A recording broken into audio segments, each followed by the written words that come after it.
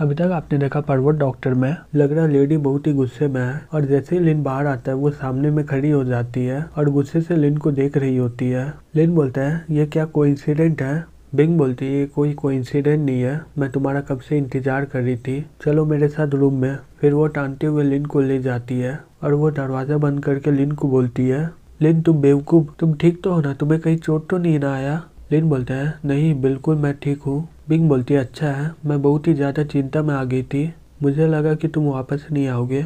लिन बोलते है तुम इतना सारा नाटक करने के बाद तुम मुझसे ये कहना चाहती थी सिर्फ। बिंग बोलती है और मैं क्या बोलूँ मैं तुम्हारी परवाह करती हूँ और मैं भीख मांगू कि तुम मुझसे प्यार करो। तभी वहाँ पर फेंग आ जाता है और बोलता है बुरी खबर है लिन, हमें पता चला कि जिंग गैंग रेंडियो हॉस्पिटल में अपना लोग भेज रहे हैं। लिन बोलते उसका नाम क्या है। फेंग बोलते उसका नाम है लिन डेफा।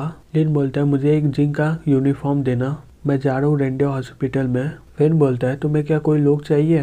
लिन बोलता है नहीं तुम्हारा आदमी नहीं चाहिए मुझे, अगर वो लोग हमें देख लेंगे तो समझ जाएंगे, मुझे डर है कि हम लोग मारे जाएंगे वहाँ पर। लिन गाड़ी लेकर निकल जाता है। प्योरी नर्स का ड्रेस पहनी होती है। लिन उसे देखकर बोलता है तुम नर्स के ड्रेस में बहुत ही अच्छी लग रही हो।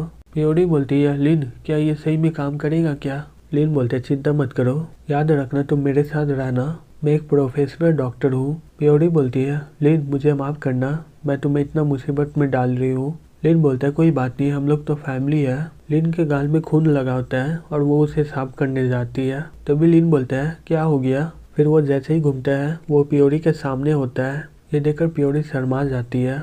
लिन बोलता है इतना जल्दी कर मत चुकाओ, तुम्हें बहुत ही मौका मिलेगा। प्योरी बोलती है तुम बोलना क्या चाहते हो। लिन बोलता है हम लोग हॉस्पिटल आ गए हैं, अपना मास्क लगा लो। फिर वो लोग हॉस्पिटल के अंदर जाने लगते हैं। लिन बोलता है ये बहुत ही अजीब है, यहाँ पर कोई है क्यों नहीं। फेंग बोल रहा था कि हॉस्पिटल में बहुत सारे लोग हैं और अंकल को यहीं पर गिरफ्तार करके रखा है ना, लग रहा है कि उसे कोई गलत इन्फॉर्मेशन दिया है।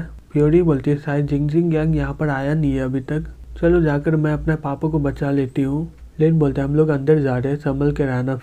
फिर वो जैसे ही गेट खोलता है एक आदमी बंदूक टान के बोलता है हे तुम यहाँ पर कर क्या रहे हो, वहीं पर रुक जाओ और हिलना मत। लिन बोलता है मैं एक डॉक्टर हूँ, मुझे हॉन्गबिंग ने भेजा यहाँ पर डेफा को देखने के लिए। वो आदमी चिल्लाकर बोलता है डॉक्टर तुम झूठ बोल रहे हो, बॉस इंतजार कर रहे कि ये कब मर जाए। लिन बोलता है हाँ तुम सही बोल रहे हो, ये हमारा हॉस्टेज है, हमें इसकी ज़रूरत है ली फैमिली से डील करने के लिए। वो आदमी बोलता है बहुत बढ़िया, लग रहा है कि ये अंदर का इन्फॉर्मेशन है, तुम शायद कोई फेमस डॉक्टर होगे। लिन बोलता है हाँ बिल्कुल, उसने यहाँ पर हमें भेजा है। वो आदमी बोलता है तो तुम हमारा लोग हो, आ जाओ अंदर, यह बॉस ने इन दोनों को हायर किया है यहाँ पर रखने के लिए।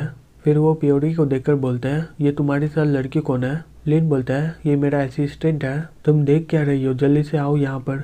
फिर वो आदमी जाकर प्योरी का मास्क हटा देता है। ये देखकर प्योरी बहुत ही ज़्यादा घबरा जाती है और वो आदमी हंसते हुए बोलता है मुझे पता था डॉक्टर लोगों को सुंदर लड़कियाँ पसंद है, लेकिन मुझे ये नहीं पता था कि उसका असिस्टेंट भी इतना सुंदर होगा। फिर वो डेफा को बोलता है ओल्ड मैन जाग जाओ, हम लोग तुम्हारे लिए एक डॉक्टर लाए हैं। डेफा अपना बेटी को देखकर बोलने वाला होता है बेटी। प्योरी देखकर अपने मन में बोलती है धत्तेरी की। तभी लिन एक सुई निकालकर उसके गले में मार देता है। डेफा अपने मन में बोलता है मैं हिल क्यों नहीं पा रहा हूँ। प्योरी बोलती है क्या हो गया। लिन बोलता है इसे नया तरीका का न्यूमोनिया हो गया है।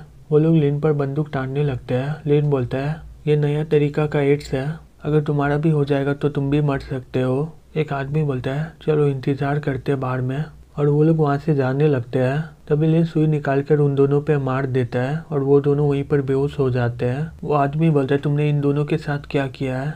तभी प्योरी एक बड़ा सा सुई लेकर उस आदमी के गले में मार देती है और बोलती है हो गया, अब हम लोग क्या करेंगे। लिन बोलते हैं अंकल को लेकर निकल जाएंगे और क्या करेंगे। प्योरी बोलती है तुमने मेरे पापा के साथ क्या किया है, ये बेहोश क्यों हो गया है। लिन बोलता है जब तुम हमला की थी ना, ये देखकर वो बेहोश हो गए थे, धत्तेरी की जिंग गैंग आने वाले यहाँ पर। प्योरी बोलती है लेकिन मुझे कुछ भी सुनाई नहीं दिया। लिन बोलते समय नहीं है समझाने का, चलो यहाँ से। फिर वो दोनों डेफा को व्हील चेयर में ले जाने लगते हैं।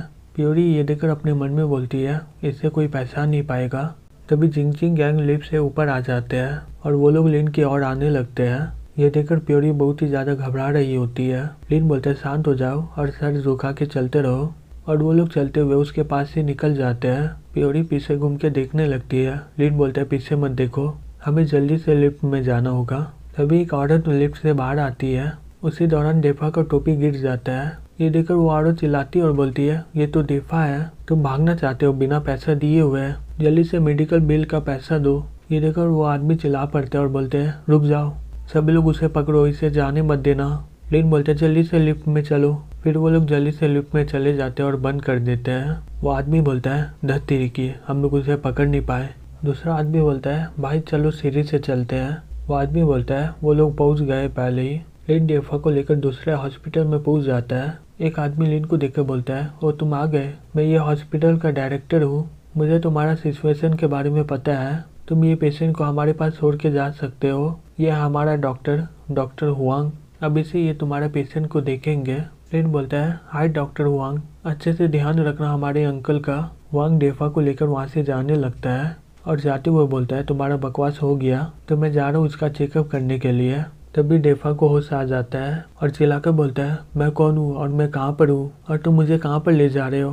प्योरी बोलती है, पापा हम लोग आपको दूसरे हॉस्पिटल में ले आए हैं। डेफा बोलता है, वो लोग का क्या हो गया। प्योरी बोलती है, लिन उन्हें मार के भगा दिया है, आप यही हॉस्पिटल में रहोगे जब तक आप ठीक नहीं हो जाती पूरी तरह। डेफा लिन को बोलता है, हे लड़के, मेरे बेटी के साथ अच्छे से व्यवहार करना। लिन हंसते हुए बोलता है, अंकल को सब कुछ पता ही है। लिन डायरेक्टर को बोलता है, डायरेक्टर सुन, क्या हुआंग को कोई दिक्कत है मुझसे क्या। डायरेक्टर बोलता है, डॉक्टर हुआंग और फेंग बहुत ही अच्छे दोस्त है, वो तुमसे बहुत ही गुस्सा है क्योंकि पिछले बार जो मास्टर ली के साथ हुआ था ना, तो तुम्हें कोई चिंता करने की कोई ज़रूरत नहीं है। लिन बोलता है, वो याद आ गया मुझे, डॉक्टर फेंग को निकाल दिया गया है, वो कहाँ पर काम कर रहा है अभी। डायरेक्टर बोलता है, मास्टर ली ने उसे ये काम करवाया है, अपने आगे देखो। और वो रोते हुए क्लिनिक कर रहा होता है। लिन बोलता है, ठीक है हम लोग चलते हैं फिर। प्योरी बोलती है, लिन तुम्हारा शुक्रिया जो तुमने आज किया है। लिन बोलता है, तुम फिर से शुक्रिया बोल रही हो। प्योरी बोलती है, लेकिन तुमने बहुत ही ज़्यादा मदद किया है हमारा, अगर तुम सुबह को नहीं आते तो मेरा भाई और मैं मर जाती, अगर तुम नहीं रहते तो मेरा पापा भी मर जाता हॉस्पिटल में। तभी लिन के सामने कुछ लोग आ जाते हैं। लिन गाड़ी रोक के बोलता है, तुम्हें मरने का मन है क्या। अंकल चिल्लाकर बोलते हैं, आज लोग का ड्राइवर का दिमाग एकदम बेकार होता है, वो लोग अपना आँख को कहाँ पर रख देते हैं। लिन बोलता है, अंकल आंटी तुम दोनों। अंकल बोलता है, क्या ओह तुम हो, क्या कोइंसिडेंट है। लिन बोलता है, कोइंसिडेंट, मुझे क्यों लग रहा है कि तुम जानबूझ के गाड़ी के सामने आ गए मेरे। अंकल बोलता है, हम लोग बहुत ही जल्दबाजी में थे, क्या तुम हमें लिफ्ट दे सकते हो क्या। आंटी बोलती है, शुक्रिया तुम्हारा बच्चे। लिन बोलते है, ठीक है अंदर आ जाओ, वैसे भी तुम लोग जवान नहीं रहे, तुम दोनों कहाँ पर जा रहे हो। आंटी बोलती है, तुम्हें सीधा जाकर एक पार्क दिखेगा, वहीं पर हमें ड्रॉप कर देना। कुछ देर में वो लोग वहाँ पर पहुँच जाते हैं। लिन बोलता है, ये पार्क इतना भी दूर नहीं है, फिर भी तुम गाड़ी से आए हो। आंटी बोलती है, शुक्रिया तुम्हारा। फिर वो प्योरी के गले में मार देती है और वो वहीं पर बेहोश हो जाती है। लिन आंटी का गला पकड़ लेता है और बोलता है, तुमने इसके साथ क्या किया है, हे तुम कौन हो, अगर इसे कुछ भी हुआ तो मैं तुम्हें मार डालूंगा। अंकल बोलता है, शांत हो जाओ, इतना गुस्सा मत करो, ये सिर्फ बेहोश हुई है, इतना सीरियस होने की कोई ज़रूरत नहीं है, हम लोग कुछ नहीं किए। लिन उसे जाने दो, मैं तुम्हें सब कुछ बताता हूँ। लिन बोलते है, तुम्हें मेरा नाम कैसे पता चला। अंकल बोलता है, उसे जाने दो, मेरी पत्नी सांस नहीं ले पा रही है। लिन बोलता है, हिलो मत, बताओ मुझे। आंटी अपना चेहरा का मास्क उतारने लगती है।